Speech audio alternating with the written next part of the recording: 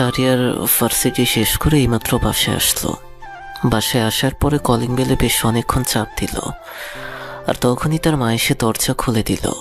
শাহরিয়ারের আম্মু দরজা খুলে দেওয়ার পরে শাহরিয়ার ভেতরে যায়। শাহরিয়ার ভেতরে যাওয়ার পরে দেখতে পারলো তার বাবার টেবিলে খাবার খাচ্ছে। এই দুপুরবেলায় হঠাৎ করে শাহরিয়ার তার বাবাকে বাসায় দেখবে, এটা কখনোই আশা করেনি। শাহরিয়ার চুপচাপ তার রুমে চলে আসলো। রুমে সে ড্রেস চেঞ্জ করে ফ্রেশ হয়ে নিল, আর হুট করেই তার বড় বোন মিথিলা চলে আসলো। মিথিলা আসার পরে তখন আকাশকে ঠাস করে একটা থাপ্পড় দিল, আর তখন রাগী কণ্ঠে বলতে লাগলো, কি রে শাহরিয়ার, তুই নাকি আমার বান্ধবীর পিছনে ঘুরঘুর করছিস? তুই কি আমার মান সম্মান বলতে কোনো কিছুই রাখবি না ওর সামনে? আর তুমি কি সব ফাইজলামো মার্কা কথা বলো এসব? আমি কেন তোমার বান্ধবীর পেছনে ঘোরাফেরা করব? আমার কি এসব অভ্যাস নাকি? আমাকে কি তোমার বিশ্বাস হয় না? আর আমি এরকম একটা সুন্দর ছেলে হয়ে এরকম কুৎসিত মেয়েদের পিছনে ঘুরবো কেন? আমি জানি তুই কেমন, তোকে আমার নতুন করে চিনতে হবে না। শোন, তুই ঘোরাফেরা করিস সেটা স্বীকার কর, না হলে কিন্তু তোর খবর আছে। আমি কিন্তু সরাসরি বাবার কাছে গিয়ে বিচার দেবো তোর নামে। তোর সমস্যা কি রে? তুই এখান থেকে চলে যা। তোকে আমার একদম সহ্য হচ্ছে না। এখন শুধু শুধু উল্টাপাল্টা কথা বলবি না। আর আমি কারো পেছনে ঘুরি না, উল্টো ওরাই আমার সঙ্গে কথা বলতে আসে। আর আমার সঙ্গে কথা বলতে নাকি ওদের অনেক বেশি ভালো লাগে। আমি কথা বলি না দেখে ওরা বানিয়ে বানিয়ে তোর সঙ্গে বলেছে।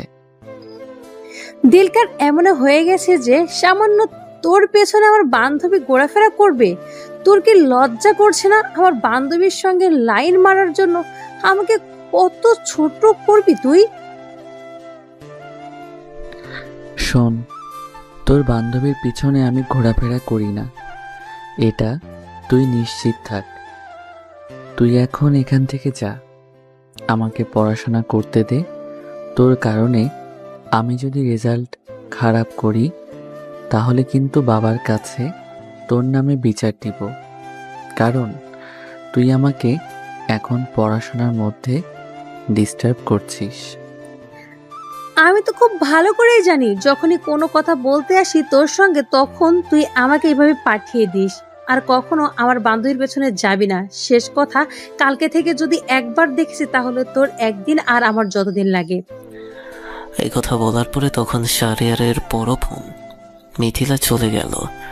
মিথিলা চলে যাওয়ার পরে তখন শাহরিয়ারের দিকে হাসতে শুরু করলো, কারণ শাহরিয়ার মিথিলার বান্ধবী, মানে তোর বড় বোনের বান্ধবীকে সে খুবই পছন্দ করে। অনেকদিন আগে থেকেই তার পেছনে পড়ে আছে। মেয়েটার নাম আখি। মেয়েটা দেখতে অনেক সুন্দর, গোল গোল চশমা পরলে তাকে আরো বেশি সুন্দর লাগে। আর শাহরিয়ার বই বন্ধ করে খাবার টেবিলে চলে আসলো। খাবার টেবিলে আসার পর দেখতে পারলো বাবা এবং তার মা অনেক আগে থেকেই বসে আছে। আর শাহরিয়ার চুপচাপ বসে খাবার খেতে শুরু করলো। আর তখন তার আপু এসে তার মাকে বলতে লাগলো, আম্মু, তোমার ছেলেকে কিন্তু ভালো হতে বলো। দিন দিন তোমার ছেলে খারাপ হয়ে যাচ্ছে। আমার মান সম্মান বলে কোনো কিছুই তো আর আমার বান্ধবীদের সামনে থাকলো না। তোমার ছেলে যে কাজ করে যাচ্ছে দিন দিন। কিসব উল্টো পাল্টা কথা বলছিস? চুপচাপ খাবার খা। খাবার সময় এত কথা বলিস না। আর তুই এত ভালো কিসে সারা দিন ছেলেটার পিছনে লেগে থাকিস? কেমন তুমি? একদম ঠিক বলেছ। তুমি তো দেখি যে সারাদিন কেমন আমার পিছনে লেগে থাকো, শুধু শুধু বানিয়ে বানিয়ে বাবার সামনেই মিথ্যা কথাগুলো বলে। কে কথা বলার পরে শাহরিয়ার তখন খাবার খেতে শুরু করলো। হাসি মুখে আর খাবার খাওয়া শেষ করে তখন রুমে চলে আসলো। রুমে আসার পরেই দরজা বন্ধ করে আখিকে কল দিল। আর একটা কল হওয়ার পরে আখি কলটা রিসিভ করলো। কলটা রিসিভ করার পরে ওই পাশ থেকে যখন আখি বলতে লাগলো, দেখ ভাই, তোর সঙ্গে আমি এত কথা বলতে পারবো না। তুই আমার থেকে ছোট ছোট মতো থাক, এত বেশি কথা বলিস না। তুই এখনো বেঁচে আছিস শুধুমাত্র আমার বান্ধবীর ভাই বলে, ছোট ভাই বলে তোকে ছেড়ে দিচ্ছি, না হলে তোকে মেরে হাসপাতালে ভর্তি করে রাখতাম। প্লিজ আমার কথা একটু শোনো। আর এত আপুর কাছে বিচার দেওয়ার কি আছে? আপু তো সারাদিন এটা নিয়ে আমার পিছনে পড়ে থাকে। শোনো, আমি যাই কিছু বলি না কেন, এটা আপুকে বলার দরকার নেই। যদি তুমি এসব কিছু বলো তাহলে তো তোমারও ঝামেলা, আমারও ঝামেলা, তাই না? আর বান্ধবীকে সব কিছু বলতে হবে এমন তো কোনো কথা নেই। বিয়ের পর কি করবে? বিয়ের পরে কি তুমি তোমার বাসর ঘরের কথা তোর বান্ধবীকে বলবে? দেখ, তোর সঙ্গে কিন্তু মোটেও এসব মজা করা ভালো লাগছে না আমার। তুই কি কল রাখবি নাকি আমি ফোনটা সুইচ অফ করে রেখে দিব? তোর সঙ্গে কথা বলতে গেলে আমার কেমন যেন লাগে। তুই আমার সঙ্গে কথা বলিস না, আমার সামনে তো আসবিই না। এই কথাগুলো শুনতে শুনতে অনেক বোর হয়ে গেছি। নতুন কিছু বলো, নতুন কিছু শুনলে হয়তো আমার কানটা আরো বেশি ভালো লাগবে। কারণ আমার কানে এগুলো শুনতে শুনতে অভ্যস্ত হয়ে গেছে। হ্যাঁ, সেটাই তো কারণ। তোর গায়ে তো কোনো কিছুই লাগে না, আর তোকে কোনো কিছু বললেও তুই কখনোই শোধরাবি না। ফালতু। যা, কল রাখ, আমি এখন ঘুমাবো। ঘুমের সময় ডিস্টার্ব করলে তোকে কিন্তু আমি এসে পিটাবো। ঠিক আছে, এখন পিটানোর দরকার নেই। কালকে কলেজে দেখা হচ্ছে। তাহলে আমার সিনিয়র প্রেমিকা, তুমি ঘুমিয়ে পড়ো আর মনে মনে ভাবতে থাকো আমার কথা। স্বপ্নেও আমি আসতে পারি। এই কথা বলার পরে শাহরিয়ার কল কেটে দিল। আর শাহরিয়ার কল কেটে দেওয়ার পরে যথারীতি ঘুমিয়ে পড়ল। পরদিন সকালবেলা ঘুম থেকে উঠে যথারীতি প্রায় হয়ে কলেজের জন্য রেডি হয়ে নিল। আসলে ওরা দুজনেই একই কলেজে পড়ে, তবে আখি তার থেকে 2 বছরের সিনিয়র। আখি এবার অনার্স 3য় বর্ষের আর শাহরিয়ার অনার্স 1ম বর্ষে ভর্তি হয়েছে। শাহরিয়ার ফার্সিতে এসেই দেখতে পারল আখি একা একা বসে আছে, হয়তো মিথিলার জন্য অপেক্ষা করছে। আর তখন শাহরিয়ার গিয়ে তার পাশে বসে পড়ল। আর তারপর সে আখিকে বলতে লাগলো, কি ব্যাপার, এত অপেক্ষা কার জন্য করছো? নিশ্চয়ই তোমার বান্ধবীর জন্য। তোমার বান্ধবী তো আজকে ভার্সিটিতে আসবে না, কারণ সে নাকি অনেক অসুস্থ, তার জন্যই আসবে না। তুমি আজকে সময়টা আমার সঙ্গে কাটাও। ভার্সিটি শেষ হলে তোমাকে নিয়ে পার্কে যাব, ফুচকা খাওয়াবো। তুমি যা করতে চাইবে সব কিছুই তোমার সঙ্গে করব, কোনো অসুবিধা নেই ডার্লিং। তুই কি এখন একখান থেকে যাবি? আর তোর ক্লাস শুরু হয়ে গেছে। যা, ক্লাসে যা। ক্লাস নিয়েছিস কেন? তোর মতো অপদার্থ এমনিতেই পাশ করতে পারবি না, তারপর আবার ক্লাস মিস দিস। এত কথা বলতে কে বলেছে? আমার লাইফ, আমার রুলস, এগুলো সব কিছুই আমার চিন্তা। এখন আমার চিন্তা হলো তোমার সব কিছু ঘিরে। তোমার সব কিছু আমার ভাবতে যে অনেক বেশি ভালো লাগে জান। আল্লাহ গো, আমি কি করব এই ছেলেটাকে নিয়ে? এই ছেলেটা বারবার আমাকে কেন বিরক্ত করে? আমাকে দিয়ে সব ভালো লাগে না। থাক তুই একা একা এখানে বকবক করতে থাক। আমি নিজে ক্লাসে গেলাম, তারপর আমি জানি আমি না গেলে তুইও যাবি না। তোর জন্য শান্তিতে ভার্সিটিতেও বসে থাকতে পারি না। এই বলে তখন আখি চলে গেল ক্লাসরুমে। আর শাহরিয়ার তার বন্ধু বান্ধবের সঙ্গে নিয়ে ক্লাসে চলে আসলো। ক্লাসে এসে যথারীতি পেছনের বেঞ্চে বসে পড়ল, কারণ সে মোটামুটি অনেকটা লেট করে এসেছে। স্যার প্রতিবারের মতোই তাকে আবারও বকা দিয়ে শাসন করল। আর পেছনে সকল বন্ধু বান্ধব বসে আছে। শাহরিয়ারের সব কয়টাই হারামি। আর শাহরিয়ার যাওয়ার পরে তাদের দুষ্টুমি আরো বেশি বেড়ে উঠল। আর তখন রাকিব শাহরিয়ারকে বলতে লাগলো, কিরে দোস্ত, তুই আর কতদিন এই আখির পিছনে পড়ে থাকবি ভাই? তোর কি মাথা ঠিক আছে? আখি আপু কতটা ডেঞ্জারাস, তোকে শুধুমাত্র তার বান্ধবীর ছোট ভাই দেখে তোকে কোনো কিছু বলছে না। না হলে বাকিগুলোর কি অবস্থা হয় সেইগুলো তো তোর অজানা নয়। এসব কিছু বুঝবি না। যখন নিজে কারোর সঙ্গে প্রেম করবি তখন বুঝতে পারবি এগুলোর মানেটা কি। আপাতত এখন স্যারের ক্লাসে মনোযোগ দে, না হলে কিন্তু ক্লাস থেকে বের করে দেবে। এই স্যার শালা বজ্জাত আছে। এইগুলো আমাকে বলতে হবে না, এগুলো আমি খুব ভালো করেই জানি। আর একটা সুসংবাদ আছে, স্যার হয়তো আমাদের শিক্ষা সফর নিয়ে কথা বলবে একটু পরেই, দেখে নিস। তারপর স্যার কিছু লেকচার দিল। আর লেকচার দেওয়ার পরে তখন শিক্ষা সফর নিয়ে কথা বলতে লাগলো। আর তখন বলল অনার্স তৃতীয় বর্ষকে নিয়ে কক্সবাজার যাওয়া হবে, কিন্তু টাকা কম দেখে নেওয়া হচ্ছে না, তাই প্রথম বর্ষকে সহ নেওয়া হবে।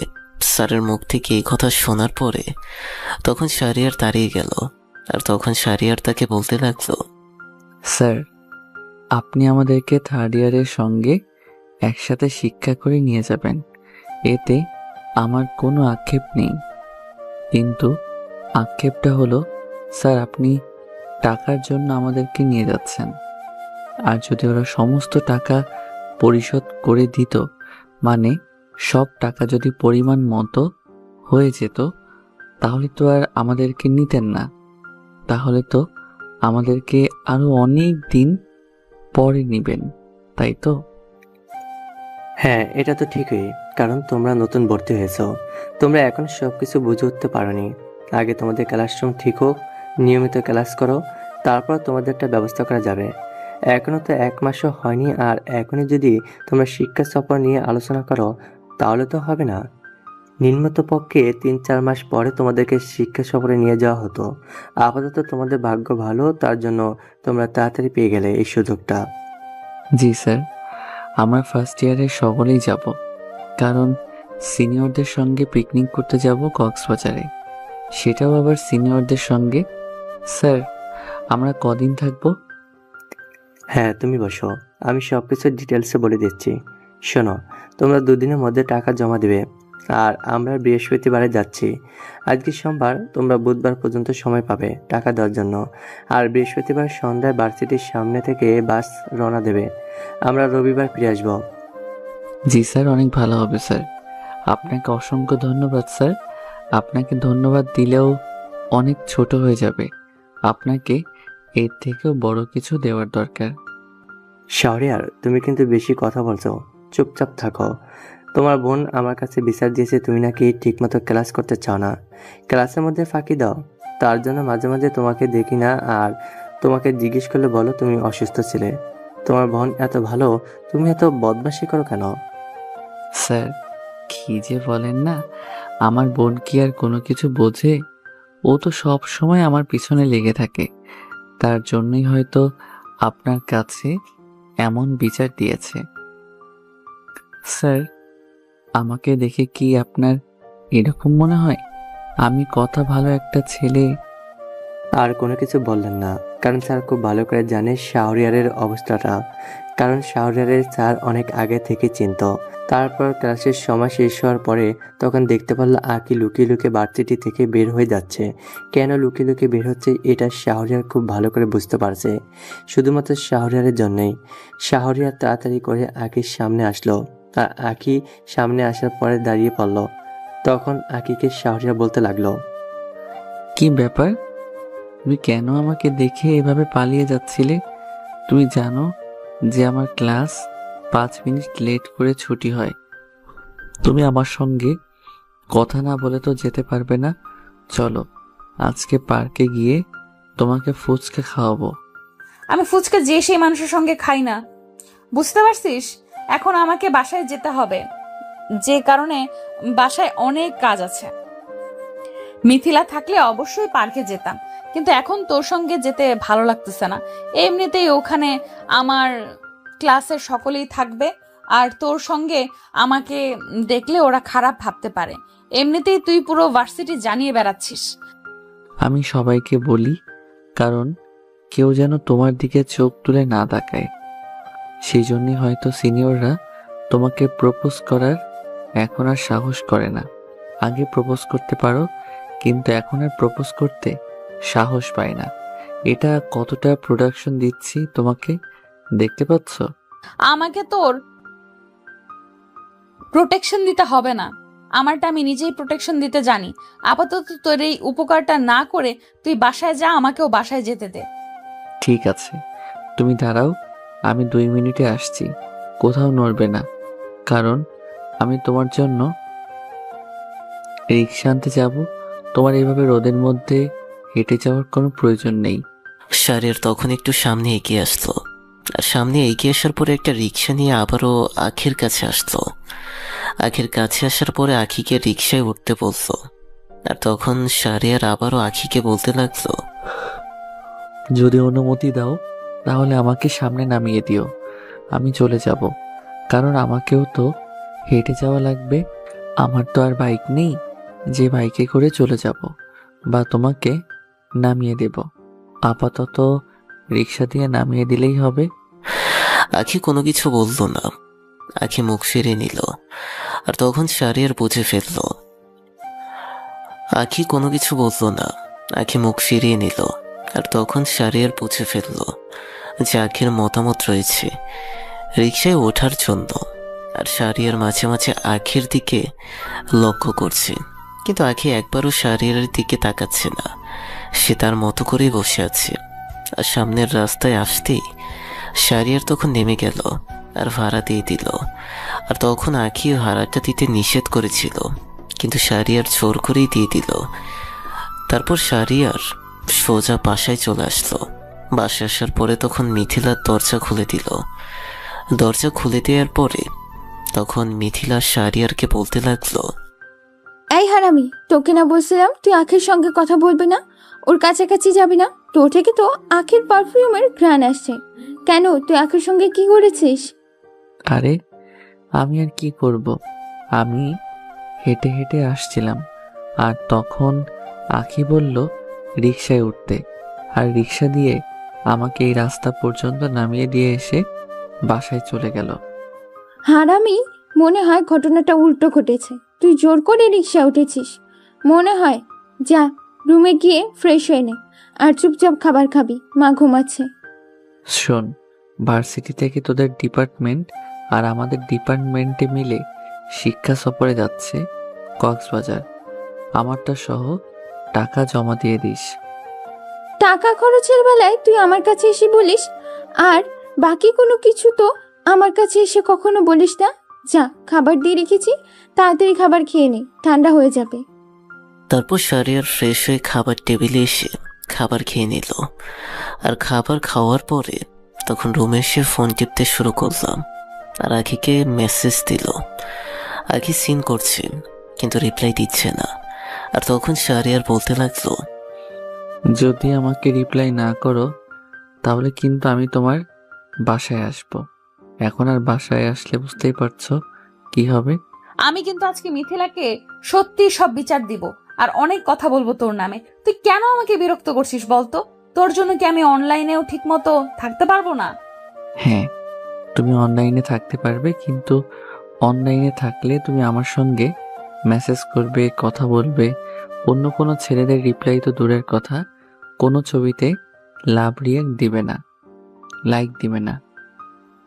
বল, এখন কি বলবি তাড়াতাড়ি বল। আমি এখন ঘুমাবো, আমার অনেক ঘুম পাচ্ছে। ভেবেছিলাম গ্রুপে একটু কথা বলবো, আড্ডা দিব বান্ধবীর সঙ্গে, কিন্তু তোর জন্য আর হলো না। ঠিক আছে, তুমি এখন ঘুমাও। যদি একবার অনলাইনে দেখেছি তাহলে কিন্তু সরাসরি তোমার বাসায় আসবো, আর বিকেলবেলা ছাদে আসবে অবশ্যই। এদিকে আখি তখন অফলাইন হয়ে যায়। আর তখন শাহরিয়ার ফেসবুকে গোতাগুতি করতে থাকে, আর এভাবেই সময়টা পার হয়ে যায়। আগে তখন শুয়ে শুয়ে ভাবতে লাগলো শাহরিয়ারের কথা।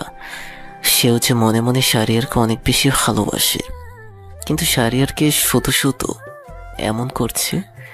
কিন্তু সে যদি ভালোবাসি কথাটা বলে তাহলে হয়তো মিথিলা কোনো কিছু মনে করতে পারে। আর এটা নিয়ে সে নিজেই নিজের সঙ্গে কথা বলতে লাগলো। আমি যে শাহরিয়ারকে ভালোবাসি এটা যদি মিথিলা জানতে পারে, হয়তো মিথিলা আমাকে ভুল বুঝবে আর আমার সঙ্গে কথা বলবে না। কিন্তু কি করব আমি? আমার মন তো আর মানতে চাইছে না। আমি যে শাহরিয়ারকে অনেক বেশি ভালোবাসি, তার কেয়ারিং, তার দুষ্টুমি, পাগলামো সব কিছু আমাকে পাগল করে দিচ্ছে। আমি কি করব? আমি না চাইতেও শাহরিয়ারের সামনে চলে যাই। আমি যে নিজেকে সামলাতে পারি না। এইটা নিয়ে কোনো কিছু করতেই হবে, যা হবার হবে। কিন্তু আগে তো বলে দেখি মিথিলাকে আমি এসব কথা। ভাবতে ভাবতে কখন যে আমি ঘুমিয়ে পড়লাম বুঝতেই পারলাম না। আর ঘুম ভাঙলো কলের শব্দে। আর তখন ফোনটা হাতে নিয়ে দেখলাম শাহরিয়ার আমাকে কল দিয়েছেন। বুঝতে পারলাম কেন কল দিয়েছেন। আমি ঘুম থেকে উঠে ফ্রেশ হয়ে ছাদে উঠলাম, আর ছাদে ওঠার পরে দেখতে পারলাম নিচে টং দোকানের সামনে শাহরিয়ার দাঁড়িয়ে আছে তার বন্ধু রাকিবের সঙ্গে। দোস্ত, আমার কেন জানি মনে হচ্ছে আখি আমাকে মনে মনে ভালোবাসে। যদি আমাকে তা দিয়ে ভালো না বাসো, তাহলে দেখো আমার কথা এসে ছাদে কখনোই আসতো না। আমার কেন জানি মনে হচ্ছে সে আমাকে মনে মনে ভালোবাসে। জানি না এটা মিথ্যা হতে পারে, তবে আমার মন বলছে। দোস্ত, আমার কিন্তু এমনটা কখনোই মনে হচ্ছে না। দোস্ত, এটা কখনোই সম্ভব না, কারণ তোর বোন যদি জানতে পারে তাহলে এটা কখনোই মেনে নেবে না।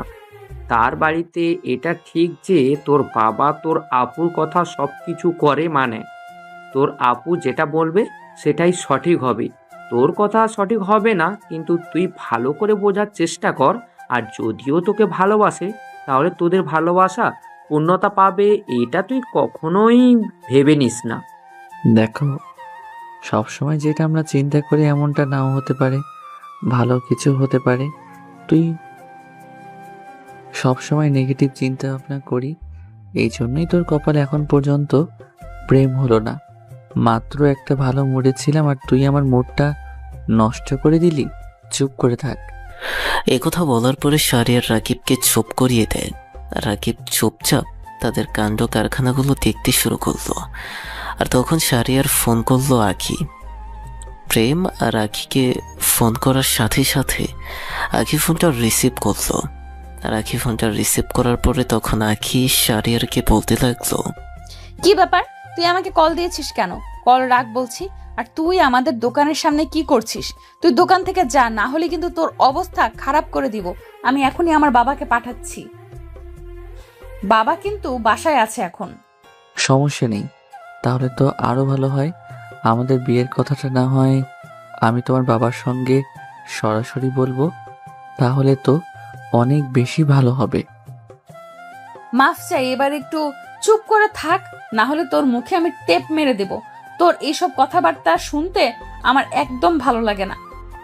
এখন ফোন রাখ, আমি ভেতরে যাব, আর কখনো ফোন দিবি না। এই বলে তখন আখি ফোন কেটে দিল। আর আখি ফোন কেটে দেওয়ার পরে তখন শাহরিয়ার এখান থেকে চলে যায় তার বাসায়। আর এভাবেই 2টা দিন পার হয়ে গেল।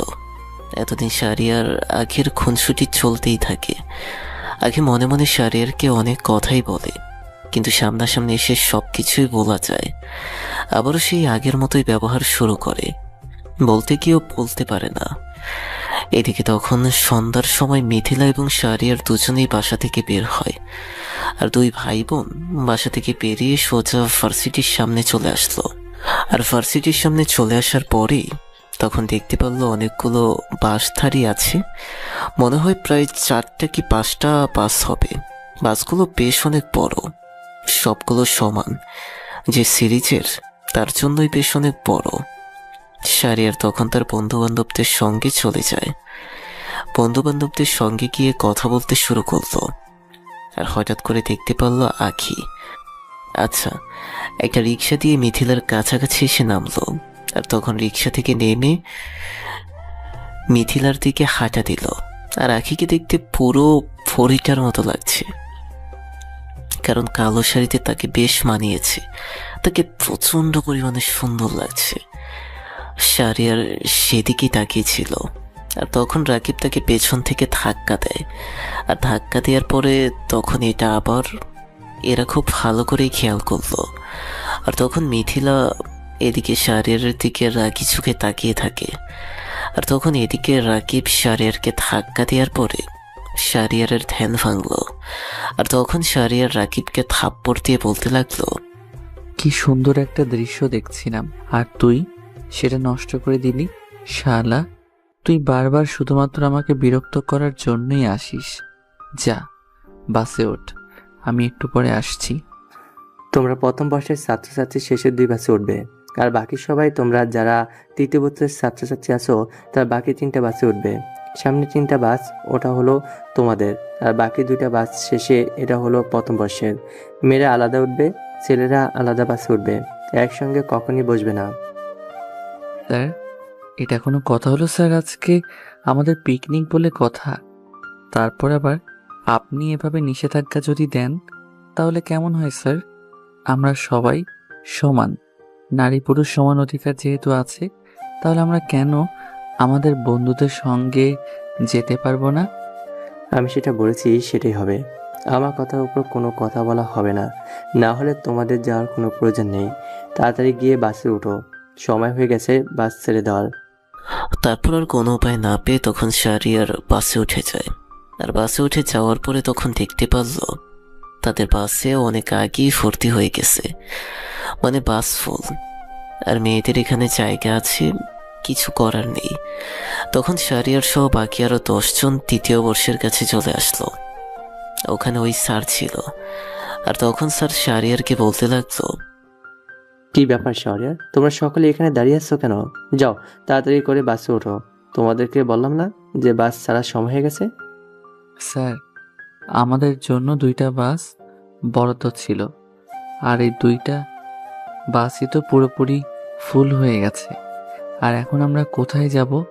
আমরা এখানে প্রায় 10 জনের মতো আছি।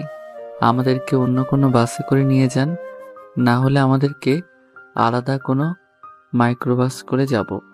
ঠিক আছে, তোমাদের জন্য আর কি করা। তোমরা ওই তৃতীয় বর্ষের মেয়েদের বাসে ওঠো। ওখানে পিছনেও অনেকগুলো সিট খালি আছে। আর অবশ্যই বেয়াদবি করবে না সিনিয়রদের সঙ্গে। তারপর শাহরিয়ার নাচতে নাচতে সরাসরি নাকিদের বাসে উঠে পড়ল। কারণ ওই বাসের মধ্যেই সিট অনেকগুলো ফাঁকা ছিল। আর এই কারণে শাহরিয়ার বেশ অনেক খুশি। আর এদিকে রাকিবের অবস্থা টাইট হয়ে গেছে, কারণ একবার যদি ধরা খায় তাহলে রাকিবের খবর আছে।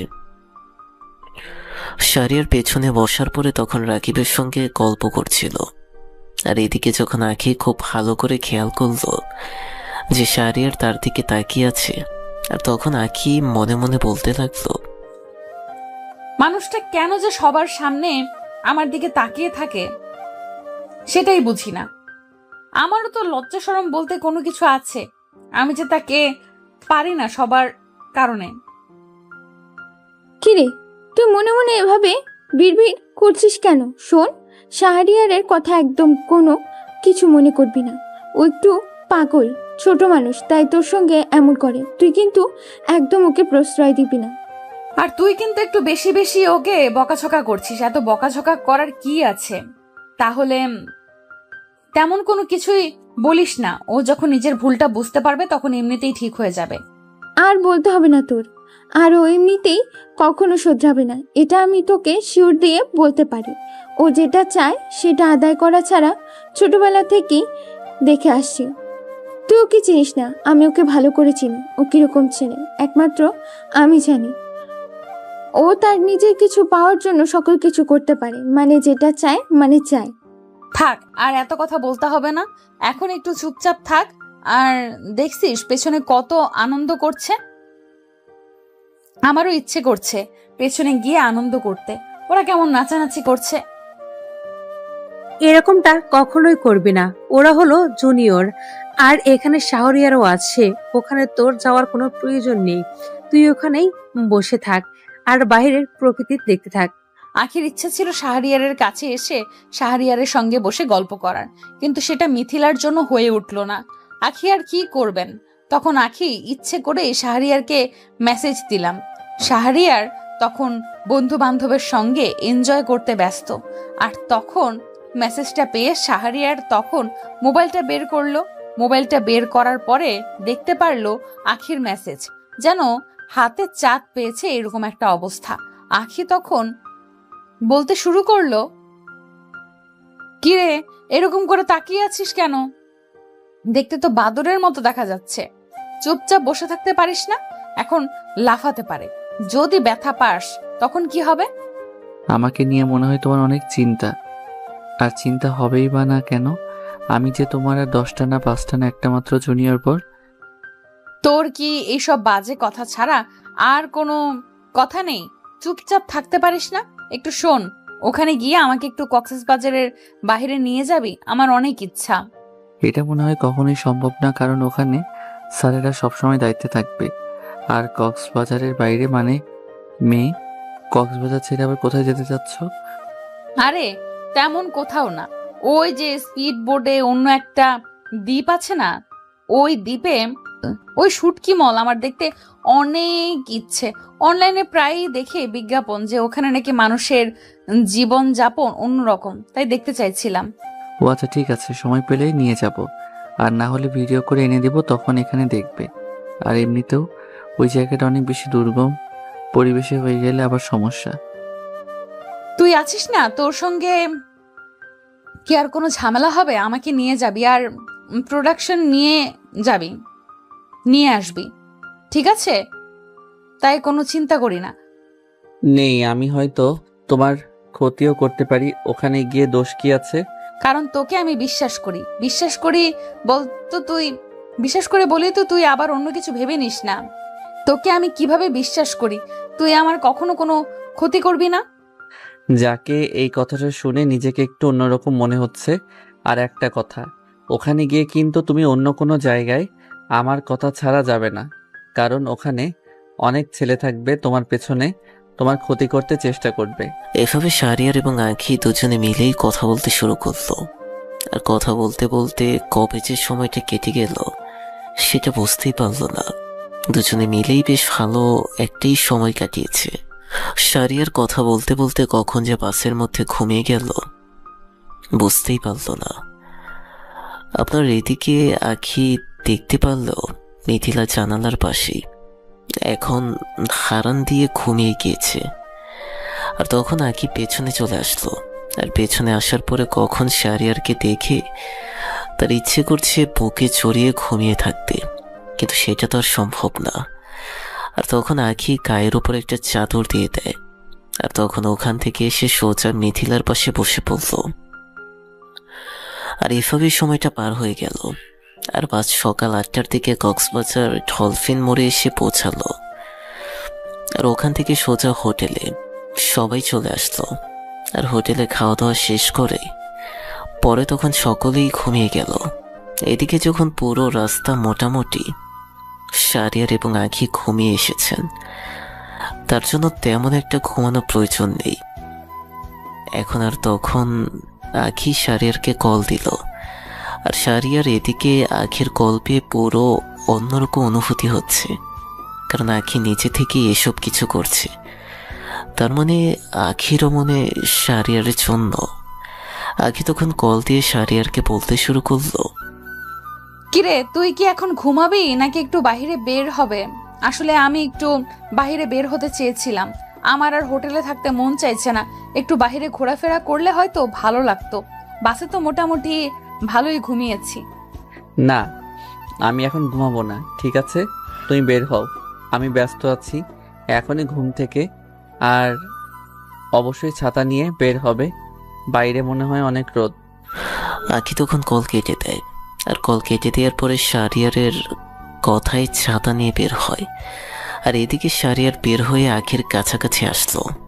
আঁখির কাছাকাছি আসার পরে দুজনে মিলে সমুদ্রের পাড়ে যেতে শুরু করলো। আর যেহেতু একটা ছাতা, তার জন্য আঁখির ছাতার নিচে শাহরিয়ার যাচ্ছে।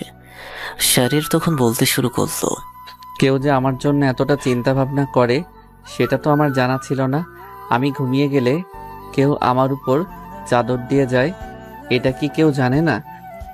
কে তোর গায়ের চাদরটা নিয়ে গেছে? আবার তুইও এসব কি আবল তাবল কথা বলছিস? আমি তো কোনো কিছুই বুঝতে পারছি না। যা বলার সরাসরি বল।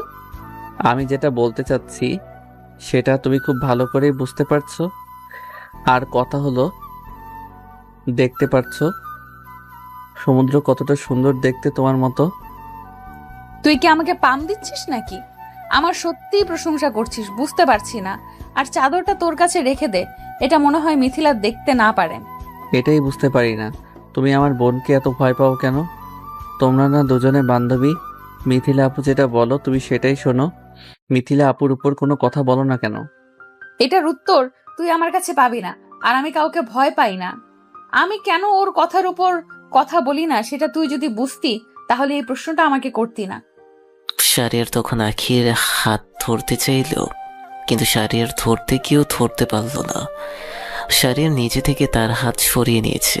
আর এই কাণ্ড দেখে আখি অনেকটা হাসি আটকে রাখতে পারছে না। আখি এদিকে মনে মনে হেসেই যাচ্ছে। পরে দুজনে মিলে অনেকক্ষণ ঘোরাঘুরি করার পরে তখন শাহরিয়ার দেখতে পারল দূরেই আইসক্রিম বিক্রি করছেন। আর তখন শাহরিয়ার আইসক্রিম কেনার জন্য একটু দূরে চলে আসলো। আর আইসক্রিম কেনার পরে তখন দেখতে পারল আখিকে ঘিরে রয়েছে কয়েকটা ছেলে, আর ছেলেগুলো আখির সঙ্গে অসভ্যতম করছেন। আর এটা দেখার পরে তাড়াতাড়ি করে এগিয়ে আসলো আখির কাছে। আখির কাছে আসার পরে তখন ছেলেগুলো আখিকে দেখে বলতে লাগলো, কি রে, এর মধ্যে দেখি তোর আবার বয়ফ্রেন্ড চলে এসেছে আমাদের সঙ্গে লড়াই করার জন্য। এই ছেলে, তোকে বলছি, এমনিতেই তুই দেখতে বাচ্চা বাচ্চা, এখান থেকে চুপচাপ চলে যা, না হলে মেরে এখানে পুঁতে রাখবো। মেয়েটাকে আমাদেরকে ভোগ করতে দে, তোকে সুযোগ দেওয়া হবে। আমি আমার মালকে কাউকে ছুতে দেই না। যদি ওকে কাজ করে দেখাতে পারিস তাহলে আমি নিজে থেকে ওখান থেকে চলে যাব। এখান থেকে চলে যাব। তখন যা করার করিনি, এটা শুধুই আমার ব্যক্তিগত মাল। শুধু তো আমাদের সঙ্গে কেন ঝামেলা করতে যাচ্ছে? তুই বাঁচতে পারবি না রে, তোকে দেখে অনেকটা মায়া হচ্ছে, কিন্তু তুই আমাদের সঙ্গে লাগতে যাচ্ছিস। তুই ভাবতে পারছিস না আমরা তোর কি করতে পারি? আমি কারোর সঙ্গে নিজে থেকে লাগতে চাই না, আর কেউ যদি আমার সঙ্গে লাগতে আসে তাহলে তাকে আবার ছেড়েও দেই না। তোদের জীবন বাঁচাতে চাইলে এখান থেকে চলে যাই, না হলে এমন মাইর দিব আর কখনো উঠে দাঁড়াতে পারবি না। সারা জীবন হাসপাতালের বেডে শুয়ে থাকবে আর বুড়া বুড়া নার্সগুলোকে দেখবি। আরে রকি, তুই প্রসঙ্গে কি কথা বলছিস? শালাকে মেরে দে, আর শালাকে মেরে দিয়ে এই মেয়েটাকে আমরা তুলে নিয়ে যাই আমার আস্তানায়, আর ওখানে গিয়ে মেয়েটাকে ভোগ করব। তখনই কয়েকটা ছেলে শাহরিয়ারের দিকে এগিয়ে আসলো। আর শাহরিয়ারের দিকে এগিয়ে আসার পরে তখন শাহরিয়ারকে মারতে শুরু করলো। শাহরিয়ারও তাদেরকে মারতে শুরু করলো, কিন্তু ওর আগে সঙ্গে পারল না। শাহরিয়ার ওদেরকে মারতে মারতে বড় আত্মরা করে ফেলেছেন। আর শেষ পর্যন্ত ওরা পালিয়ে চলে গেছে। চারজনের সঙ্গে একাই ফাইটিং করছে শাহরিয়ার। আর হঠাৎ করে আখি খেয়াল করলো শাহরিয়ারের হাত থেকে রক্ত পড়ছে।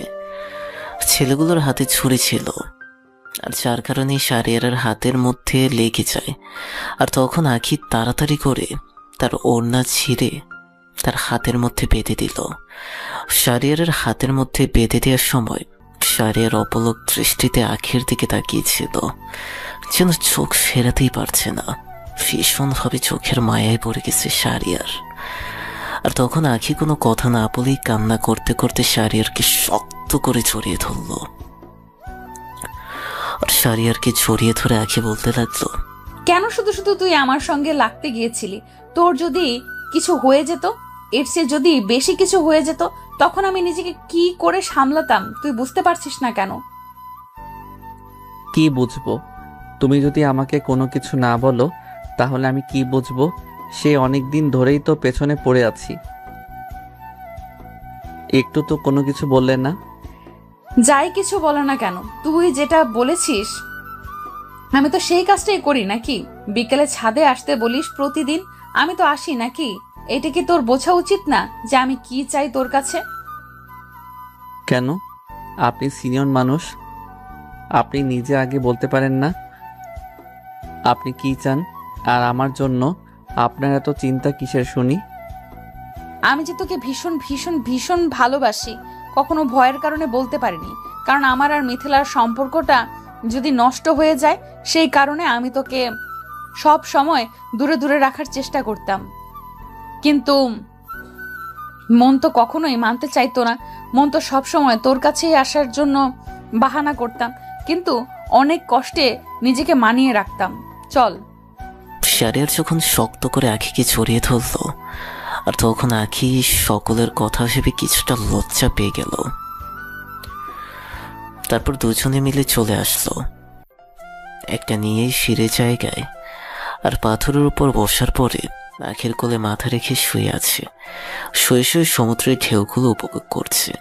আর তখন আখি তাকে বলতে লাগলো, কে তোর না হাত ব্যথা করছে? তাহলে হোটেলে চল, ট্যাবলেট খাবি, না হলে তো হাতের ব্যথায় থাকতে পারবি না। এমনিতেই অনেকটা হাত কেটে গেছে, আর একটু হলে কি হতো বুঝতে পারছিলি? না, এখন আমি যাব না, আর এখন আমার এখানে ভালো লাগছে।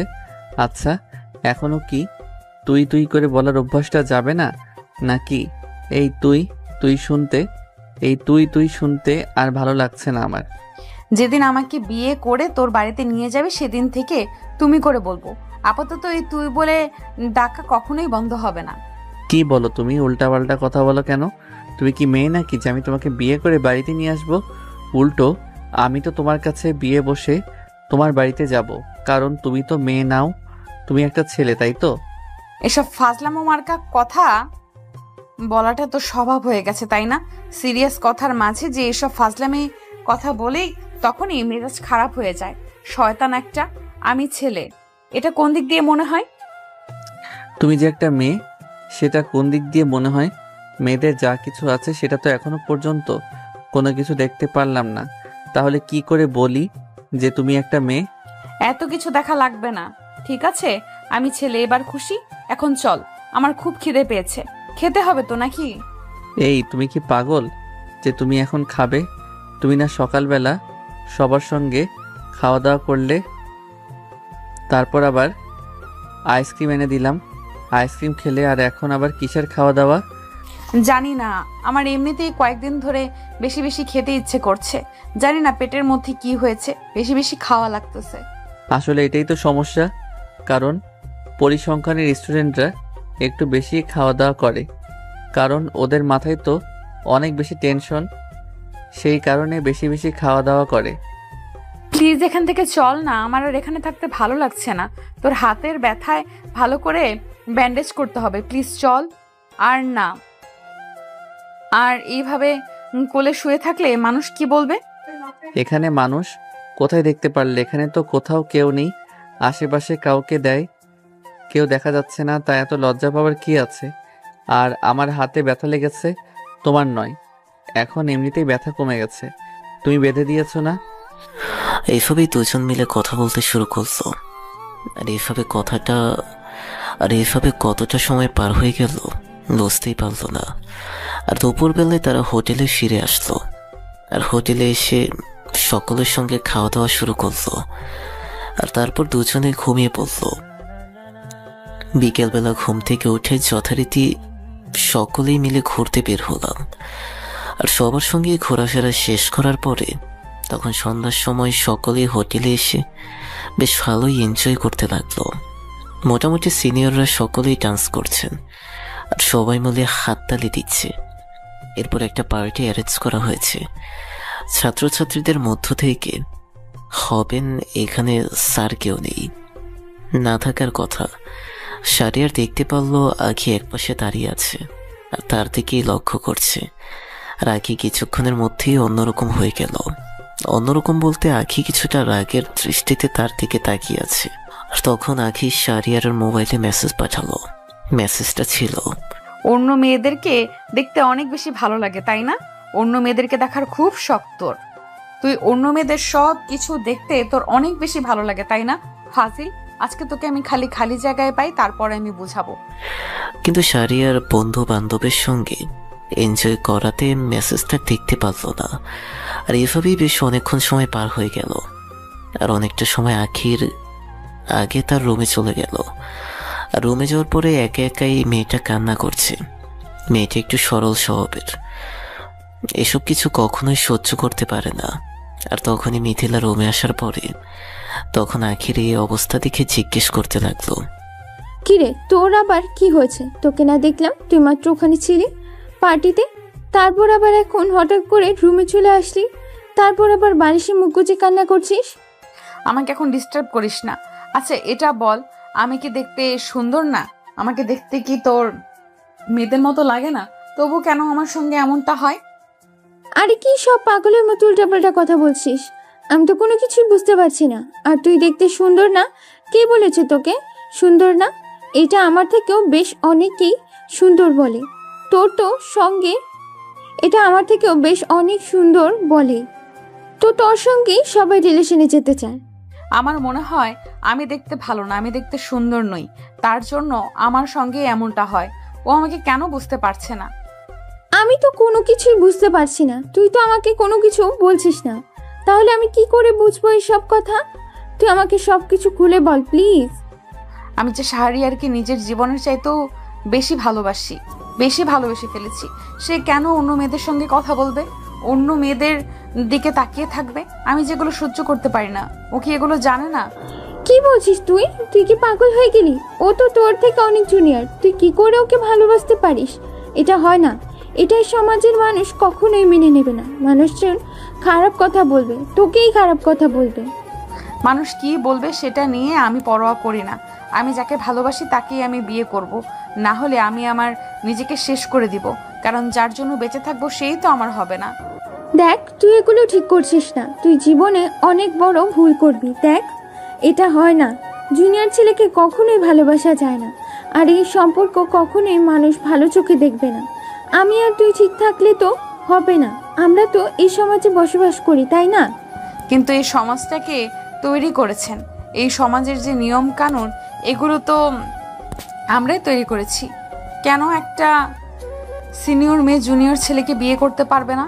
তারা যদি সুখে থাকতে পারে তাহলে তো এই সমাজের কোনো কিছু যায় আসে না, তাই না? ওরা যদি খারাপ থাকে তাহলে তো এমন তো নয় যে সমাজের লোকেরা এসে সব কিছু ঠিকঠাক করে দেবে। তাহলে কেন তুই যা আপত্তি করছিস? তোর কি আমাকে পছন্দ না? দেখ, তোকে আমার অনেক বেশি পছন্দ, এটা তুই ভালো করেই জানিস। সেই ছোটবেলা থেকে আমাদের বন্ধুত্ব, আর তুই যদি আমার ভাইয়ের বউ হয়ে যাস তাহলে আমার যে খুশি মনে হয় আর কেউ হবে না। কিন্তু তাই বলে একটা জুনিয়র ছেলেকে বিয়ে করবি তুই, আর তার উপর তোকে আবার অনেক মানুষজন কথা শোনাবে, এটা কি ঠিক হবে বল? আমি কোনো কিছু শুনতে চাই না, আমি শুধুমাত্র শাহরিয়ারকে চাই। শাহরিয়ারকে ছাড়া আমি বাঁচতে পারবো না। আমি আমার নিজেকে শেষ করে দিব। আমার লাইফে আমার কোনো কিছুই চাই না, শুধুমাত্র শাহরিয়ারকে চাই। শাহরিয়ারের সঙ্গে আমি সাথে থাকতে পারলেই হবে, আর কোনো কিছু লাগবে না। আমার ধন সম্পদ কিছুই চাই না। আচ্ছা, তুই একটা কথা চিন্তা কর, তোর জন্য তো এখনই বিয়ের পাত্র দেখা হচ্ছে। যে কোনো সময় তোর বিয়ে ঠিক হয়ে যেতে পারে, আর তোর বিয়েটাও হয়ে যেতে পারে। কিন্তু শাহরিয়ারকে কি এখন বিয়ে করানো যাবে? তুই বল, মা বাবা কি বিয়ে করাতে পারবে শাহরিয়ারকে? আমি তার বড় বোন, আমাকে বিয়ে না দিয়ে পরে বিয়ে করতে পারে? তুই সিচুয়েশনটা বুঝতে পারছিস? আমি এত কিছু বুঝতে চাই না। আমি যেটা ভালো মনে করি আমি সেটাই করব। প্লিজ তুই করিস না। আমি শাহরিয়ারকে ছাড়া বাঁচবো না, আমি শাহরিয়ারকে ছাড়া মরে যাব। ওকে আমার কাছে নেবে প্লিজ? ঠিক আছে, আমি দেখছি এখন কি করা যায়। তবু প্লিজ অন্ততপক্ষে এভাবে কান্না করিস না। এভাবে কান্না করলে মানুষ কি বলবে? আমরা এখানে শিক্ষা সফরে এসেছি, এটা মনে রাখিস। এখানে অনেক স্যার ম্যাডাম আছে। মিথিলা এই কথা বলার পরে বাইরে চলে যায়, আর এদিকে আখি কান্না করতে থাকেন। আর এভাবেই বেশ অনেকটা সময় পার হয়ে যায়। রাতের বেলা খাওয়া দাওয়া শেষ করলো, কিন্তু আখি কোনো কিছু খেলো না। আখি না খেয়ে শুয়ে আছে।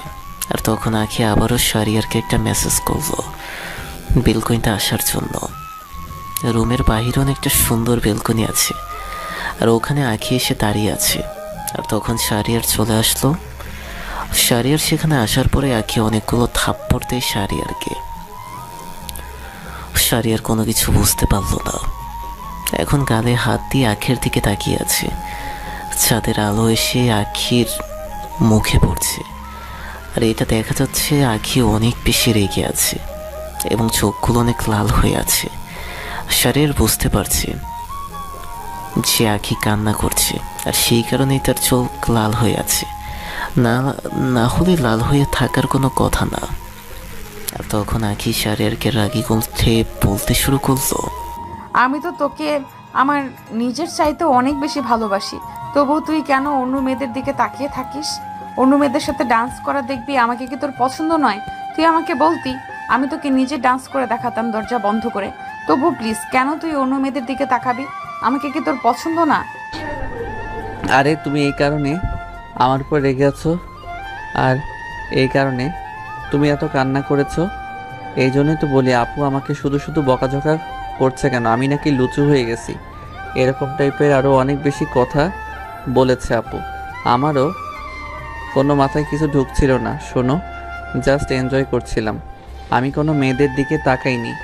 আমি আমার ছেলে বন্ধুদের সঙ্গেই তো কথা বলছিলাম, আর ওদের সঙ্গে ডান্স করছিলাম। আমি অন্য মেয়েদের ডান্স কেন দেখতে যাব? আমার তো এরকম একটা পাগলি সিনিয়র বউ আছেই। সত্যি বলছিস নাকি আমার কাছে মিথ্যা কথা বলছিস আমাকে থামানোর জন্য? আমার তো মনে হচ্ছে তুই আমার কাছে মিথ্যা বলছিস, তোর চোখ বলছে তুই মিথ্যা কথা বলছিস।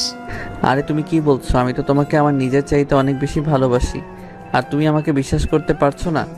সত্যি বলছি, এই যে দেখো, তোমার মাথা ছুঁয়ে কসম কাটছি, আমি অন্য মেয়েদের দিকে খারাপ চোখে তাকাইনি। আমি এমনি বন্ধু বান্ধবের সঙ্গে ফাইজলামও করতেছিলাম। আখি তখন কোনো কথা ছাড়াই শাহরিয়ারকে শক্ত করে জড়িয়ে ধরল। আর এটাই শাহরিয়ারের কাছে অনেক বেশি ভালো লাগছে, কারণ যে মানুষটা শাসন করতে পারে ওই মানুষটা আবার ভালোবাসা দিয়ে ভরিয়ে দিতে পারে। আর আখি জড়িয়ে ধরে আছে। আর তখনই মিথিলা চলে আসলো। এখানে মিথিলা আসার পরেই শাহরিয়ার ছাড়তে চাইছে, কিন্তু ছাড়তে পারছে না। আর তখন মিথিলা এসে আখিকে টানতে টানতে ওরা রুমে যাওয়ার পরে তখন মিথিলা আখিকে বলতে লাগলো, কি ব্যাপার, তোর কি হয়েছে? তোর যদি ঘুমানোর মন চায় তাহলে তুই একা ঘুমিয়ে পড়তি, আমি একটু পরে আসতাম। বুঝতে পারছেন? তুই কেন শুধু শুধু আমাকে এরকম বাধা দিচ্ছিস? তুই কি পাগল হয়ে গেলি? সবকিছু তুই বুঝে না বোঝার ভান করে আছিস। তুই কি বাচ্চা মেয়ে যে তোকে সবকিছু বুঝিয়ে দিতে হবে? এটা একটা হোটেল, এটা তো বুঝতে হবে। আর এখানে আমরা কি করতে এসেছি? শিকার সফর এসেছি, আর ও তোর হাজবেন্ড নয়। এখন এটা তোর বুঝতে হবে। আমি তো ওর সঙ্গে এমন কোনো কিছুই করছি না যাতে মানুষে খারাপ কথা বলবে। এমনিতেই ভালোবাসি, আর আমিও ওর সঙ্গে ব্যক্তিগত কথা বলছিলাম। আমার মনে হয় তুই ইদানিং পাগল হয়ে গেছিস, কারণ আমার কাছে এটাই মনে হচ্ছে না। না হলে তোর মতো একজন সিনসিয়ারলি একটা মেয়েকে কি করে এরকম পাগলামি করতে পারে? দেখ ভাই, আমি বাসায় গিয়ে তোদের কথা বলবো, কিন্তু তবুও তো আমাকে সময় দিবি। সত্যি বলছিস তো? বাসায় গিয়ে কথা বলবি? জানিস ও সব কিছু না বলেছেন, আর আমি জানি ও এরকম কোনো কিছুই করতে পারে না। আমি জানি ও আমাকে কতটা ভালোবাসে। হায় রে, প্রেমে পড়লে যে মানুষ কত কিছু বলতে পারে। তুই না বললি যে অন্য মেয়েদের দিকে তাকিয়েছিল, আবার তুই এখন বলছিস ও তাকিয়েছিল না, ও শুধু তোকেই ভালোবাসে। তুই কি কখনো ভালোবেসেছিস? তাহলে তুই কি বুঝবি এইসবের কথা? তুই তো আছিস যে বিয়ের পর স্বামীকে ভালোবাসবে, এক কথায় পড়ে আছিস। এগুলো ভালোবাসা তুই বুঝবি না। তারপর দুজনেই ঘুমিয়ে গেল। আর এইভাবেই কেটে গেল 2টা দিন। আর ওরা যথারীতি ঢাকায় ফিরে আসলো। ফিরে আসার পরে তখন একদিন রাতের বেলা মিথিলা, শাহরিয়ার এবং তার মা বাবা মিলে সকলেই খাওয়া দাওয়া করছিল টেবিলে। আর তখনই মিথিলা তার বাবাকে বলতে লাগলো, বাবা, আমি তোমার সঙ্গে একটা কথা বলতে চেয়েছিলাম আর কি, শাহরিয়ারের ব্যাপারে। শাহরিয়ার এবং আমার বান্ধবী, তুমি আখিকে তো চেনোই, তাদের মধ্যে রিলেশন চলছে। আকি কোনোভাবেই মানতে চাইছে না, ওদের বিয়ের ব্যবস্থা করতে হবে। মিথিলা, তুই এসব কি কথা বলছিস? তোর সামনের মাসে বিয়ে, তোর বিয়ে ঠিক করেছে, আর তুই এখন বলছিস তোর ছোট ভাই তার বিয়ের কথা? ও কি কোনো চাকরি বাকরি করে নাকি যে ওর বিয়ে শাদী দিব আমি? বাবা, এখানে দুটি জীবনের প্রশ্ন। তুমি যদি ওদের বিয়েটা না মেনে নাও তাহলে কিন্তু ওরা পালিয়ে যেতেও দ্বিধাবোধ করবে না, কারণ একদিকে আখি এমন একটা পাগলি মেয়ে, তারপর আবার তোমার ছেলের যে অবস্থা, দুইটাই পাগল। যেহেতু শাহরিয়ার আর আখি দুজনকে ভালোবাসে, তাহলে অমত করো না, তুমিও রাজি হয়ে যাও। আর মেয়ের বিয়ের সামনের মাসের তো কি হয়েছে, শাহরিয়ার একটা এই সপ্তাহে দিয়ে দাও। তোমার কারণে ছেলেটা এরকম আশা করা হয়েছে। আমি এসবের মধ্যে নেই, আমার এসব সম্ভব হবে না কখনো। তার উপর আবার শাহরিয়ারের থেকে অনেক বড়, 2-3 বছরের বড় হবে আখি, তাহলে এটা কিভাবে সম্ভব? বাবা, একটা কথা বুঝতে চেষ্টা করো, ওদের যদি কোনো সমস্যা না হয় তাহলে আমাদের কি করে সমস্যা হবে? ওরা দুজনেই সারা জীবনের জন্য বুঝে শুনে সব কিছু করছে, তাহলে ওদের যদি সমস্যা না হয় আমাদেরও তো কোনো সমস্যা হওয়ার কথা না। আর তোমরা তো এটাই চাও যে আমরা যেন সুখে থাকি, তাহলে এটা মেনে নিতে পারছো না কেন? দেখো, আমি সব কিছু মেনে নিতাম, কিন্তু ও তো এখন কোনো কিছু করছে না। আর বয়সটাই বা কেমন এটা বলো? ও তো মাত্র নার্সে উঠেছে। বাবা, কিছুই করার নেই, যেটা হওয়ার সেটা হবে। আর তুমি আর দ্বিমত করো না বাবা, তুমি আমার দিকে তাকিয়ে অন্তত পক্ষে শাহরিয়ার আর আখির বিয়েটা দিয়ে দাও। সেটা না হয় আখি নিজে ম্যানেজ করবে। আপাতত তুমি রাজি হয়ে যাও, বাকিটা দেখি আমি কি করা যায়। ঠিক আছে, আমি না হয় রাজি হয়ে গেলাম, কিন্তু আখির মা বাবাকে আমাদের ছেলে শাহরিয়ারের সঙ্গে বিয়ে দিতে রাজি হবে? কারণ একটা বেকার ছেলেকে কখনোই মানুষ পছন্দ করে না। তার উপর আবার মেয়ে বিয়ে তো দূরের কথা। সেটা না হয় আখি নিজে ম্যানেজ করবে। আপাতত তুমি রাজি হয়ে যাও, বাকিটা দেখি আমি কি করা যায়। দেখতে পাচ্ছ তোমার ছেলে কেমন লাজুক হয়ে আছে এখন। শাড়ির এখানে আর বসে না থেকে সোজা রুমে চলে আসতো। আর এদিকে আখি তখন তার মায়ের সঙ্গে কথা বলছিল। তার মাকে অনেকভাবে বোঝানোর চেষ্টা করলো, কিন্তু তার মা বুঝলে কি হবে, কারণ তার মা আখির বাবার ওপর কোনো কথা বলতে পারে না। আর তবুও সাহস নিয়ে আখির বাবার কাছে গেল উনি। পত্রিকা পড়ছিলেন আখির মা। তখন আখির বাবাকে বলতে শুরু করলো। শাড়ির এখানে আর বসে না থেকে সোজা রুমে চলে আসলো। আর এদিকে আখি তখন তার মায়ের সঙ্গে কথা বলছিল। তার মাকে অনেকভাবে বোঝানোর চেষ্টা করলো, কিন্তু তার মা বুঝলে কি হবে, কারণ তার মা আখির বাবার উপর কোনো কথা বলতে পারে না। আর তবুও সাহস নিয়ে আখির বাবার কাছে গেল। উনি পত্রিকা পড়ছিলেন। আখির মা তখন আখির বাবাকে বলতে শুরু করলো। তোমার সঙ্গে আমি একটু কথা বলতে চাইছিলাম। সেটা হলো আমাদের মেয়ের বিয়ে যার সঙ্গে ঠিক করেছো তার সঙ্গে বিয়েটা না দিলে কি হয় না? পাগলের মতো কথা বলতে, তুমি তোমার মেয়ের বিয়ে করে ফেলেছে, এখন শুধু দিন তারিখ ঠিক করার পালা। আর এখন তুমি এসব কথা বলছো? আরো কোন ছেলেকে ভালোবাসে, ছেলে কি করে? মিথিলার ভাই শাহরিয়ার, তুমি ছেলেটাকে খুব ভালো করেছিলাম। আর তো এটাও ভালো দেখতে শুনতে। আর ওরা দুজনে যেহেতু দুজনকে ভালোবাসে, তাহলে তুমি আর অমত করো না। এটা বললেই হবে? তোমার মেয়ে একটা বেকার ছেলেকে ভালোবাসে, তার ছেলেটা তার থেকে যে বয়সে ছোট সেটাকে সে বলে গেছে। এসব ভালোবাসার কাছে শেষ পর্যন্ত আমার মেয়েটাকে একটা বেকার ছেলের হাতে তুলে দিব? এটা কখনোই হতে পারে না। তুমি তোমার মেয়েকে এসব ভুলে যেতে বলো। আর আমি যে ছেলের সঙ্গে বিয়ে ঠিক করেছি, ওর বিয়ে খুব তাড়াতাড়ি দেওয়ার চিন্তা ভাবনা করছি। 2-3 দিনের মধ্যে আমি বিয়ে দিব। বাবা, আমি শাহরিয়ারকে ছাড়া অন্য কাউকে বিয়ে করব না। তুমি এই বিয়েটা ক্যান্সেল করে দাও। আমি এই ছেলেটাকে মরে গেলেও বিয়ে করব না। আজকে থেকে তোর ভার্সিটিতে যাওয়া বন্ধ। তুই রুমের বাইরে যেতে পারবি না, তোর কোথাও যাওয়া লাগবে না। আর ওই ছেলেকে তো ভুলে যায়। ওই ছেলের সঙ্গে তোর বিয়ে দিব না আমি। যেটা সঙ্গে ঠিক করেছি, ভেবেছিলাম কদিন পরে বিয়েটা দিব, পরীক্ষার পর। কিন্তু তোর জন্য আর এটা হলো না। আমি 2-1 দিনের মধ্যে বিয়ের ব্যবস্থা করছি। প্লিজ বাবা, তুমি আমার সঙ্গে এমনটা করতে পারো না। বাবা প্লিজ, তুমি আমার কথাটা একটু বলতে দাও, বুঝতে চেষ্টা করো। আমি শাহরিয়ারকে ছাড়া বাঁচবো না। আমি শাহরিয়ারকে ছাড়া অন্য কাউকে বিয়ে করব না। প্লিজ বাবা, তুমি একটু বোঝার চেষ্টা করো। তারপর আখির বাবা আফজল সাহেব তখন আখিকে নিয়ে একটা রুমের মধ্যে আটকে রাখে এবং ছেলেবাড়ির লোকজনের সঙ্গে কথা বলতে শুরু করলো। আর কথা বলার সময় আখির বিয়ে কালকেই ঠিক করা হয়েছে। ছেলেবাড়ির লোকজন কালকেই বিয়ে করতে রাজি হয়ে গেছে।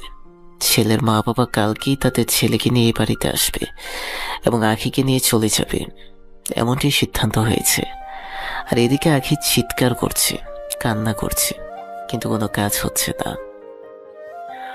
আর কাজ হবে না, কারণ আফজল সাহেব যেটা ঠিক করে সেটাই হয়ে যায়। তার উপরে কথা বলার মানুষ এখন পর্যন্ত হয়ে ওঠেনি। আর এদিকে শাহরিয়ারের মা বাবা শাহরিয়ারের বিয়ের কথা বলার জন্য আফজল সাহেবের বাসায় চলে আসলো। বাসায় আসার পরে তখন কলিং বেল দিল। আর কলিং বেল দেওয়ার পরেই আফজল সাহেব করে দেখতে পেল শাহরিয়ারের মা বাবা এসেছে। তার সঙ্গে সঙ্গে দরজা লাগিয়ে দিল, কথা বলল না। আর অপমান বোধ করে শাহরিয়ারের বাবা এবং মা দুজনেই চলে গেল। এদিকে আখির মা আখিকে সম্পূর্ণ ঘটনা খুলে বলল। আর আখি চিৎকার করে কান্না করছে, কিন্তু নিজেকে বোঝাতে পারছে না। এদিকে শাহরিয়ার কি করবে চিন্তা করছে, কিন্তু কোনো কিছুই মাথায় আসছে না এমন পরিস্থিতিতে। এদিকে আখি এমন একটা কাজ করে বসবে যে কাজটা করার জন্য মোটেও ভাবতেই পারছিল না তার বাবা আফজল সাহেব। আফজল সাহেব তখন রুমে গিয়ে দেখতে পেল আখি সুইসাইড করার জন্য চেষ্টা করছে। আখির হাত থেকে রক্ত পড়ছে। তাড়াতাড়ি করে আখিকে হাসপাতালে নিয়ে আসা হলো। আখি অজ্ঞান হয়ে গেছে, অনেক ব্লাড বেরিয়ে গেছে। হাসপাতালে নিয়ে আসার পরে ইমার্জেন্সিতে নিয়ে যাওয়া হলো। আর ডাক্তার প্রায় 1 ঘন্টা অপারেশন করার পরে তখন বের হয়ে আসলো। আর বের হবার পরে ডাক্তার যেটা বলল সেটা শোনার পরে কিছুটা ভেঙে পড়ল আফজাল সাহেব। হ্যাঁ ডাক্তার, আমিও ভুল করেছি, আমাকে ক্ষমা করে দিন। আজকে আমি এমন ভুল করেছি বলেই আজকে আমার মেয়ের এই অবস্থা। আমার মেয়ের জন্য শুধুমাত্র আমি দায়ী, ওর এই অবস্থার জন্য শুধুমাত্র আমি দায়ী। তার সেটা ঠিক আছে, আপনি আপনার নিজের ভুল বুঝতে পেরেছেন, এটাই অনেক। কিন্তু এখন যে ভুলটা করছেন সেটা তো সংশোধন করার প্রয়োজন, তাই না? আপনি আপনার মেয়ের যেটা চায় সেটা দিয়ে দিন, তাহলে দেখবেন ওরাও ভালো থাকবে, আপনিও ভালো থাকবেন। আর আমরা সব সময় এটাই চাই যে আপনাদের সন্তান যেন সবসময় ভালো থাকে। মানুষটাকে খুঁজে পাওয়ার মতন মন মানসিকতা তাদের হয়েছে, কারণ ওরা আর ছোট নয়। ছোটবেলায় আমরা তাদের ভুলগুলো ধরিয়ে দিতাম, কিন্তু এখন তো আর এগুলো সম্ভব না, কারণ ওরা এখন অ্যাডাল্ট হয়েছে, ওদের ব্যক্তিগত একটা লাইফ রয়েছে। আমরা জোর করে কোনো কিছু একটা চাপিয়ে দিতে পারি না, এটা অন্যায়, এটা আদি যুগ নেই। আমি অনেকবার বুঝিয়েছি, কিন্তু উনি আমার কোনো কথা বোঝেন নাই। উনি আমাকে আরো অনেক কথা শুনিয়েছে, উনি আমাকে আরো কথা শুনিয়ে দিয়েছে। আজকে আমার মেয়েটার কোনো কিছু হয়ে গেলে আমি কিন্তু আপনাকে ছেড়ে কথা বলবো না। আজকে আপনার জন্যই আমার মেয়ের এই অবস্থা। দেখুন, এখন তো আর এসব কথা বলে কোনো লাভ নেই। আপনারা তাড়াতাড়ি করে বি পজিটিভ রক্ত জোগাড় করুন, যেখান থেকে পারেন প্লিজ। ওর যত বন্ধু বান্ধব আসে সবাইকে কল দিন। এদিকে তখন আখির মা তখন মিথিলাকে কল দেয়। আর মিথিলাকে কল দেওয়ার পরে সম্পূর্ণ ঘটনা খুলে বলল। আর তখন মিথিলা শাহরিয়ারকে নিয়ে তাড়াতাড়ি করে হাসপাতালে চলে আসলো। আর শাহরিয়ারের রক্তের গ্রুপ আখির সঙ্গে ম্যাচিং, তাই কোনো সমস্যা হলো না। শাহরিয়ার রক্ত দিয়ে দিল।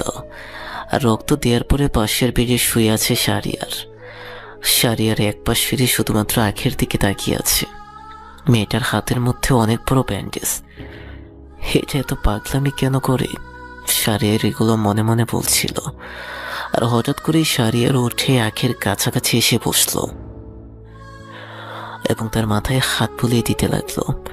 আর এভাবেই বেশ অনেকটা সময় পার হয়ে যায়। আর হঠাৎ করে আখির জ্ঞান ফিরল।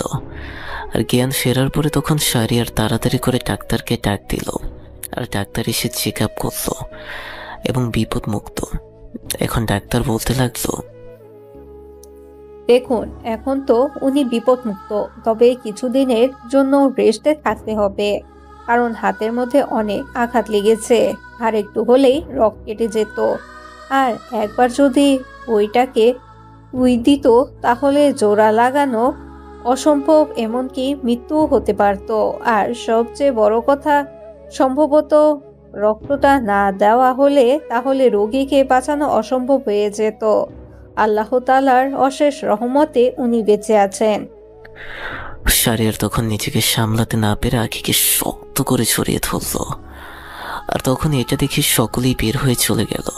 আর সকলেই বের হয়ে চলে যাওয়ার পরে শাহরিয়ার আখিকে ছড়িয়ে ধরে কান্না করতে শুরু করলো। আর এদিকে আখিও কান্না করছে।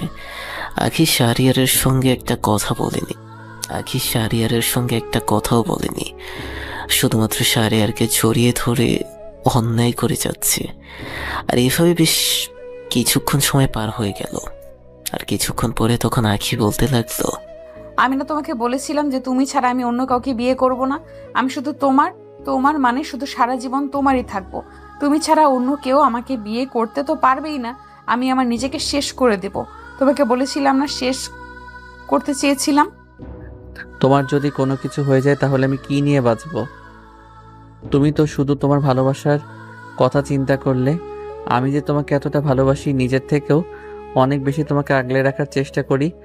তুমি তো আমার কথাটা একটাবার চিন্তা করলে না।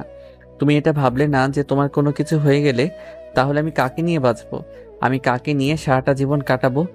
যাকে নিয়ে আমি এতদিন স্বপ্ন মনে ছিলাম সেগুলো কিভাবে পূরণ হবে বলো? এটা ছাড়া আমি কি করতাম বলো? কারণ আমার কাছে তো এটাই উপায় ছিল। এটা ছাড়া যে আমার কাছে কোনো উপায় ছিল না। আমার বাবা রাজি হচ্ছিল না, তাই আমি বলেই কাজ করে ফেলেছি। প্লিজ তুমি আমাকে ক্ষমা করে দাও, আর কখনোই এমনটা করব না। এই যে কান ধরছি, এবারের মতো ক্ষমা করে দাও প্লিজ। আমার কোনো কিছু হয়নি তো নাকি? তুমি তো আছো আমার পাশে, তুমি থাকলে আমার আর কোনো কিছুই হবে না। ডাক্তার একটু আগে কি বলে গিয়েছে তুমি শুনতে পাওনি? তুমি কি বয়রা হয়ে গেছো নাকি? ডাক্তার বলেছে আর একটু হলে তোমার রগ কেটে যেত, আর একবার যদি রগ কেটে যেত তাহলে তোমাকে বাঁচানো অসম্ভব। আর রক্ত দেওয়াটা যদি একটু দেরি হতো তাহলে তোমার বেঁচে থাকা সম্ভব না ছিল না। তুমি বুঝতে পারছো তুমি কোন কন্ডিশনে ছিলে? থাকার কথা বলো না প্লিজ, এবার আমাকে ক্ষমা করে দাও। এবার কি আমাদের বিয়েটা হবে নাকি এখন কিন্তু আমরা দুজনেই মরে যাব? আর ভালো লাগে না আমার এইসব। আমি শুধু তোমাকেই চাই, মানে তোমাকেই চাই। তোকে না ইচ্ছে করছে ইচ্ছে মতো পিটিয়ে তারপরে হাসপাতাল থেকে বের করি। মানে তুই একটা বোকা বলদ। তোর মতো একটা সিনিয়র মেয়ে, তোর মতো একটা অ্যাডাল্ট একটা মেয়ে এইসব কাজ করে কি করে? তোকে না ইচ্ছে করছে ইচ্ছে মতো পিটিয়ে তারপরে হাসপাতাল থেকে বের করি। মানে তুই একটা বোকা বলদ। তোর মতো একটা সিনিয়র মেয়ে, তোর মতো একটা অ্যাডাল্ট একটা মেয়ে এইসব কাজ কি করে করিস? এসব কাজ করবে তোর 15-16 বছরের মেয়েরা। তারপর আবার তোর মতো একটা মেয়ে এসব কাজ করে এমন পাগলামি কেউ করে? আর একটু হলেই তো উপরে চলে যেতি। কি করতাম তাহলে? তোরা তো কেউই রাজি হচ্ছিলি না আমাদের বিষয়ে। তোরা তো তোদের তাই চিন্তা করে একটা বার আমাদের কথা চিন্তা করেছিস, সেটা ছাড়া আমার কাছে কিছু করার ছিল না। আর এটা করেছি বলেই আজকে বিয়েটা হওয়ার জন্য সবাই রাজি হয়েছে। হয়েছে, আর কথা বলতে হবে না। এখন আপাতত সুস্থ হ, তারপরে বিয়ের আলাপ করা যাবে। এখন তুই অনেক সুস্থ। আর আসল থেকে মনে হয় কালকে, এখন তুই অনেক সুস্থ হয়ে আসলে কালকে থেকে মনে হয় ছুটি দিয়ে দেবেন। বাসায় অনেকদিন রেস্ট নিতে হবে। কালকে বিয়ের ব্যবস্থা কর, না হলে কিন্তু আমি মরে যাব, সত্যি বলছি। তার মানে তুই চাস না আমি তোর ছোট ভাইয়ের বউ হয়ে তোদের বাড়িতে যাই? আমি জানতাম যে মেয়েদের নাকি লজ্জা শরম অনেক বেশি থাকে, কিন্তু তোর কাছে এসে মনে হচ্ছে যে লজ্জা শরমের বলতে কোনো কিছুই মেয়েদের থাকে না, না থাকা উচিত না। আসলে ভাই ঠিক আছে, তুই যেটা চাস সেটাই হবে। আপাতত তুই এমন পাগলামি ছাড়।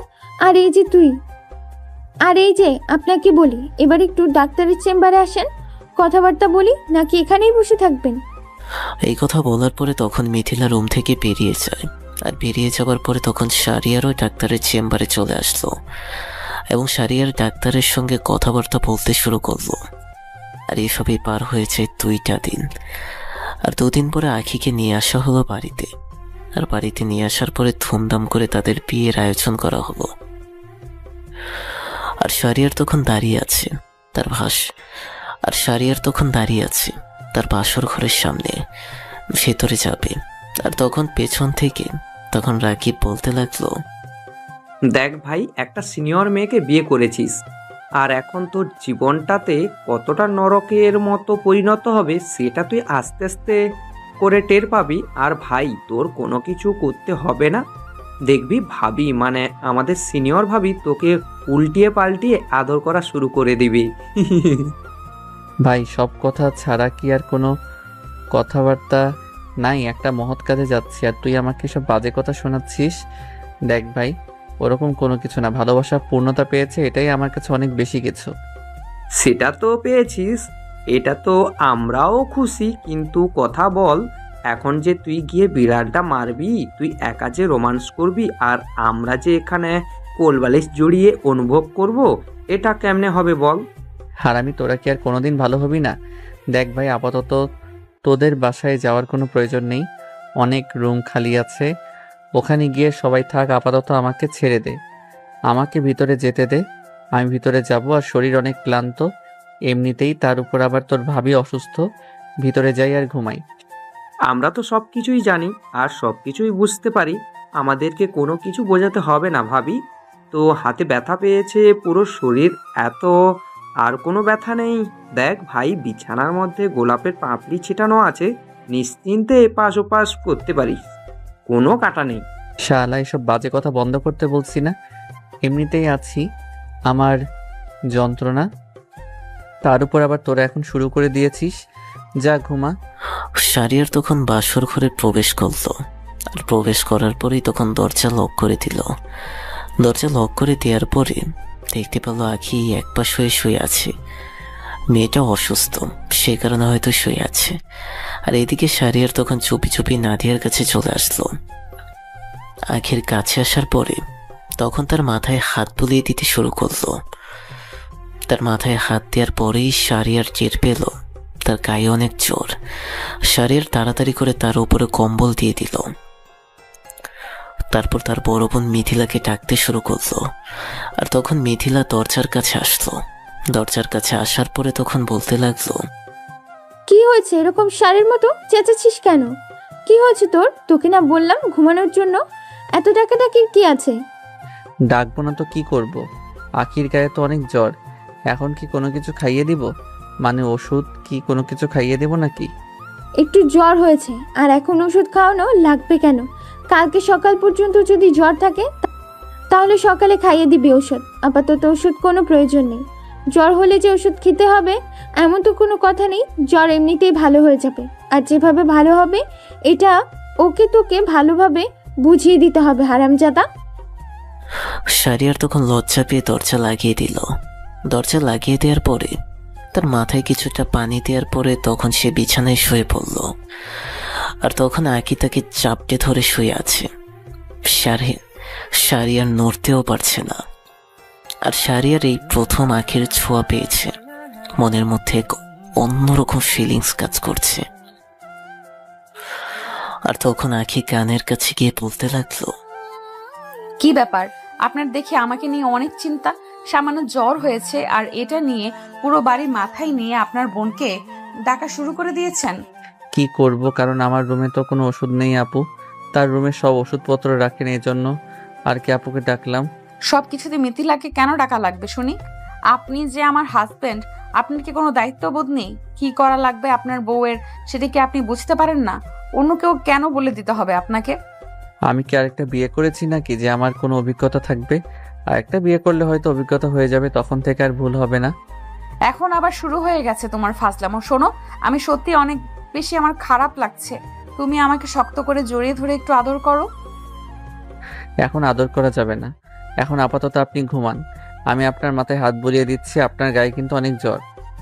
সেই জন্য তো বললাম যে আমাকে আদর করো। দেখবে আমি ভালো হয়ে যাব। যদি আদর না করো তাহলে কিন্তু আমি নিজেই নিজের হাতে ব্যথা দেব। তোর কারণে আমি 2টা দিন না ঘুমিয়ে থেকেছি হাসপাতালের মধ্যে। বারবার তুই এসব কথা বলছিস। মেজাজ খারাপ করিস না ফাজিল। সরি, এবার তো আদর করো। ভুল হয়ে গেছে, ক্ষমা করে দাও প্লিজ। আমার লক্ষ্মী জামাই, পিচ্চি জামাই। শারিয়ার তখন আঁখির কপালে চুমু দিয়ে শক্ত করে জড়িয়ে ধরল। তার এদিকে আঁখির দুষ্টুমি বেরিয়ে যাচ্ছে। শারিয়ার কিছুটা নীরব থাকার চেষ্টা করছে, কিন্তু আঁখির কারণে এটা সম্ভব হয়ে উঠছে না। তারপর শারিয়ার আমি নিজেকে সামলাতে পারল না। শারিয়ার আঁখিকে শুইয়ে দিয়ে তার ঠোঁটজোড়া দখল করে নিল। মিথিলার আর এরপর তারা হারিয়ে গেল এক অনন্য রাজ্যে। ফজরের সময় শারিয়ারের ঘুমটা ভেঙে গেল। শারিয়ার কম্বল দিয়ে পেঁচিয়ে রেখেছে আঁখিকে। শারিয়ার বুঝতে পারল তাদের গায়ে কোনো কিছুই নেই। শারিয়ারকে ছাড়া লজ্জা পেয়ে গেল। রাতের কথা ভাবতেই মনের মধ্যে এক অজানা লজ্জা কাজ করতে শুরু করলো। পরক্ষণে আবার ভাবল এটা তো তারই বউ। শারিয়ার তখন আঁখির কপালে হাত দিয়ে দেখলো জ্বর নেই। আর তখন আঁখি ঘুমন্ত কণ্ঠে বলতে লাগলো, কি ব্যাপার, আবার শুরু করে দিয়েছো নাকি? তুমি সারা রাত একদম ঘুমাতে দাওনি, এবার আমাকে একটু ঘুমাতে দাও। মানে কি? ফজরের আজান দিয়েছে মানে তুমি এখন ঘুমাবে? যাও গোসল করে আসো, তারপরে নামাজ আদায় করব দুইজনে, তারপর আবার ঘুমাবো, কোনো সমস্যা নেই। ঠিক আছে, কিন্তু আমাকে কথা দিতে হবে। তুমি কিন্তু আজকে ভার্সিটিতে যাবে না। আজকে সারা দিন আমাকে সময় দিবে। বিকেলবেলা ঘুরতে নিয়ে যেতে হবে। ঠিক আছে, এবার আসো আর একটু আদর করে দিই, তারপরে তোমাকে ছাড়বো। এর আগে তো তোমাকে ছাড়ছি না ম্যাডাম। শারিয়ার তখন আঁখির ঠোঁট ধরে দখল করে নিল। আর এসবই তাদের মধ্যে খুনসুটি চলতে থাকলো।